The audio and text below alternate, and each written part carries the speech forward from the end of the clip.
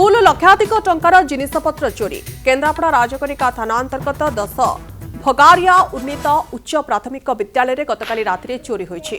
चोर ऑफिस झरका को ताड़ी गोटे एलईडी टीवी पानी मोटर गैस टांकी दुईटी टैबलेट नहीं जाइछंती। एने राजकनिका थाना रे स्कूल प्रधान शिक्षयित्री एतला देइछंती। 2 वर्ष आगुर मध्य स्कूल इन्वर्टर चोरी होइथिला जार कोनोसी सुराग आज पर्यंत पुलिस को मिल पारि नाही।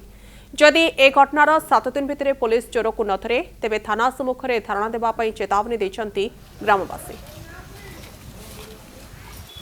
काली 4टा बेले मु स्कूल बंद करके आसिली।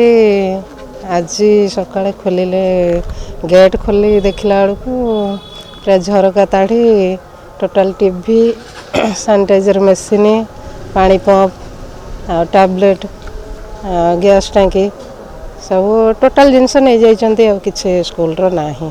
आमे वर्तमान थाना को एफआईआर नहीं आसलु आम गाँ स्कूल रे मोटे सानिटाइजर मशीन एलईडी टीवी दुटा टैबलेट ता सहित गैस टांकी सब चोरी होती।